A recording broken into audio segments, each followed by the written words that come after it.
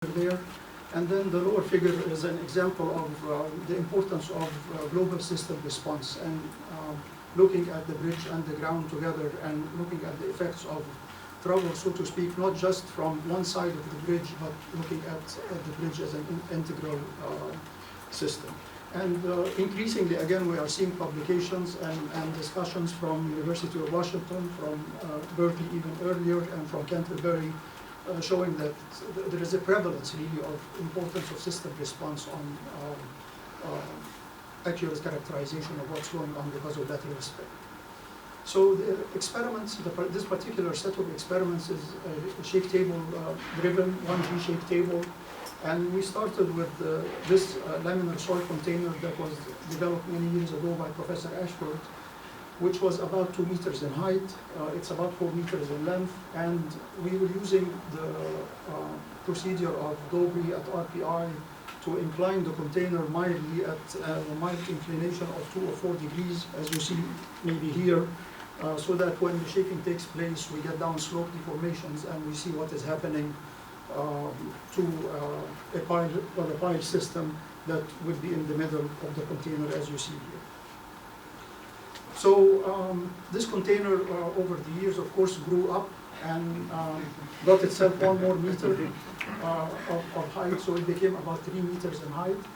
And also one important thing was that the interest is in reinforced concrete, and so if we are doing 1G experiments, we have this opportunity for some of the experiments to be done using reinforced concrete piles, so that we can also see the nonlinear behavior of the reinforced concrete and document it as part of our overall assessment of what's going on. This small box also got a big sister or a big brother, which is the one you see here, which is 5 meters in height. And we were also able to run 2 experiments on this system, one with a steel pile and the other with a reinforced, pre-stressed reinforced concrete reinforced concrete pile that you see here. I'll try to do an overview of this series of tests and maybe show 1 or 2 movies as much as time permits. So the tests that were done initially were, as you see here, experiments where the inclination was changed. One experiment was 2 degrees, the other was 4 degrees.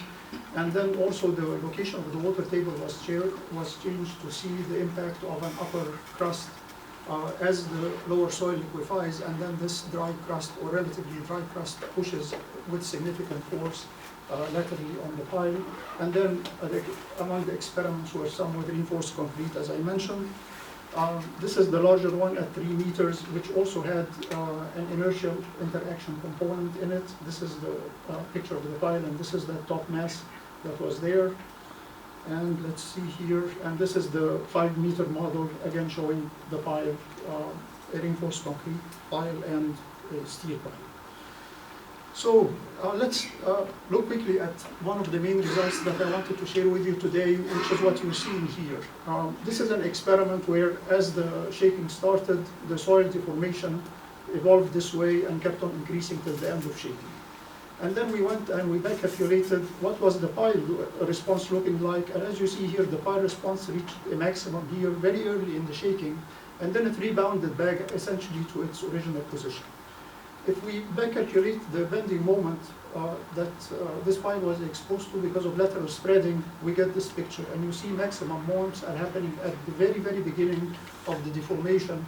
And then afterwards, actually, the soil is getting weaker and weaker, and to some extent starts flowing around the pile, and moments come down, and vanish.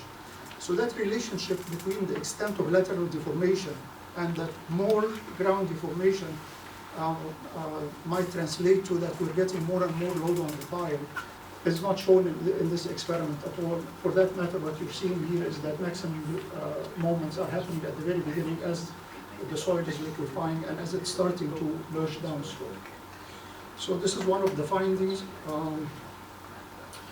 A quick comparison between the 2 and 4 degree scenarios just quickly shows that the loads are higher in the 4 degree scenario. The soil starts applying maximum load on the pile earlier, as you see here, for example, at excess pore pressure ratios of 0.7 compared with 0.95 So, because of course the locked-in shear stress is higher and the soil is still stronger when it starts slipping and pushing on the pile. And again, similar to what we have seen before, as the formations continue, there is no appreciable increase in load on the pile. An extent of deformation is not related in any way to the peak moment that the pile experiences. Okay, this is the 3-meter experiment. It should start shortly.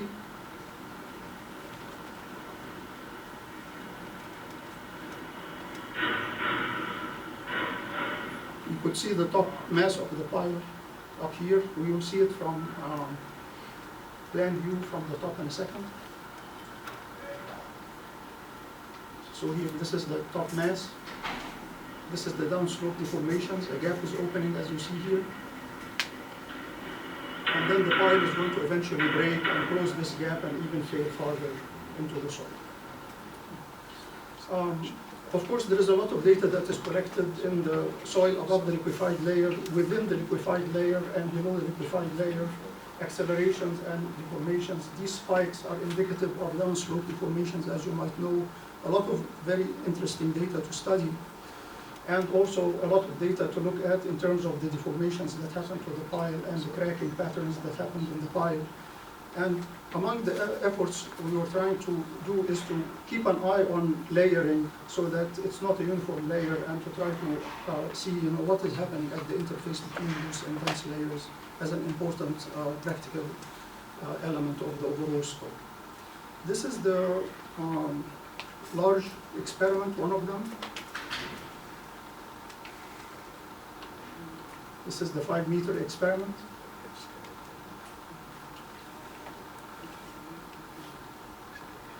The ramp here was a 4-degree ramp.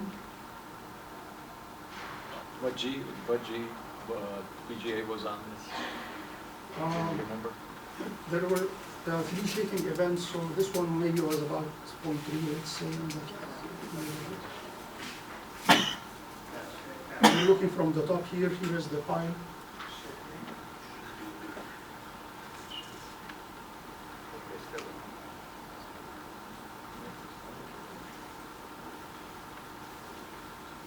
Time is short, so I'll just go on.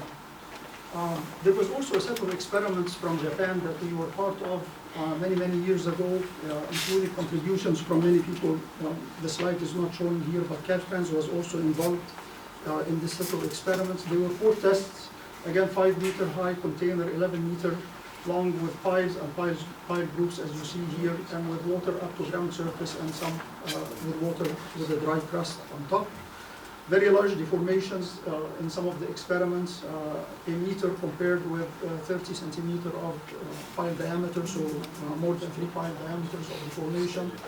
And quickly looking at one of these experiments, you see here the top of the pile, and then you look at the beginning of deformations at the very beginning. So you see that soil and pile are moving, and gap is opening. And then after that, the pile starts rebounding back. The soil got too weak, it's starting to flow farther down, but the soil is weak around the pile, and the pile is starting to come back and get relieved of these peak loads. And then after that, lots of deformation and so forth. But in terms of displacement of the pile and moment of the pile, you see that maximum happened quite early, and then afterwards, the pile is rebounding and the moments are going away. So another experiment with a crust, so the same mechanism happens, but of course we end up with a sustained value because of the loss from the crust. And so we went back and saw that this has been happening in many, many experiments and documented. This is an experiment by Professor Ahmed when he was in Japan. Many others here from RPI and elsewhere showing this peak response and lower values afterwards. One of ours, again, showing the same behavior here, and clearly showing that just using the typical weakened clay PY curve does not really do the job. Here is a quick comparison. This is what comes from the weakened clay PY curve in terms of moment. This is what actually was observed, and you see the values are going down steadily. So maybe a PY curve that looks something like this might do a better job. It reaches a peak early on, and then after that degrades with displacement.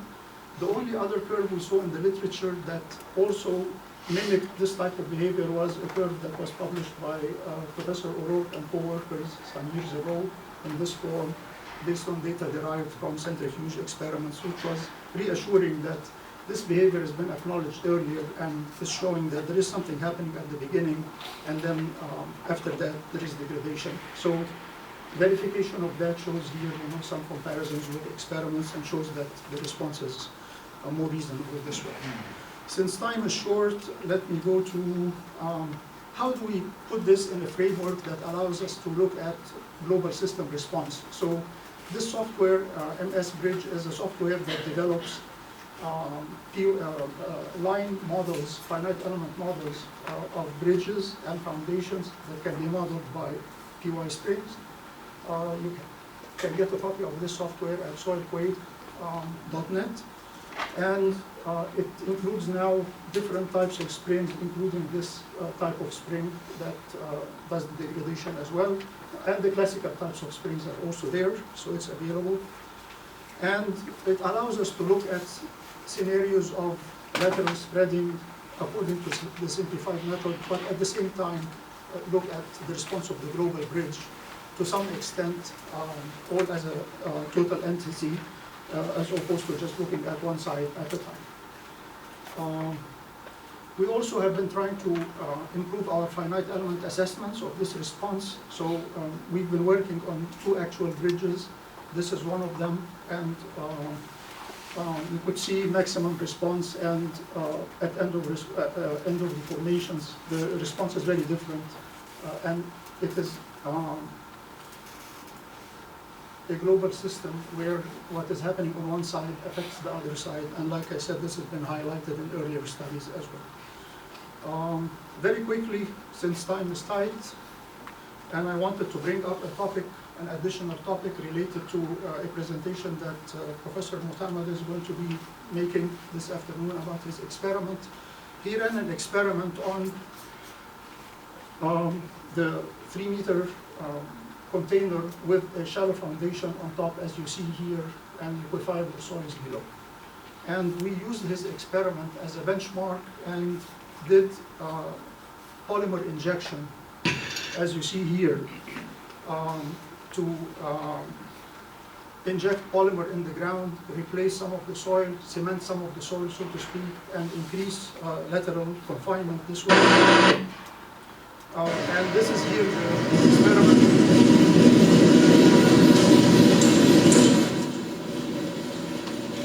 After the polymer injection,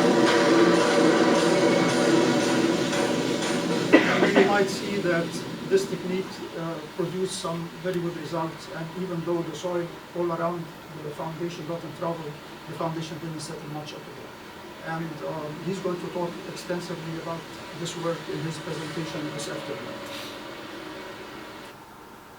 Of course, we are trying to do finite element modeling also, so that we can look at other scenarios this way. This is a map of the injected polymer that goes into the finite element model, and we can compare before and after injection. This is the original benchmark test, and this is the one with the polymer and very little deformation.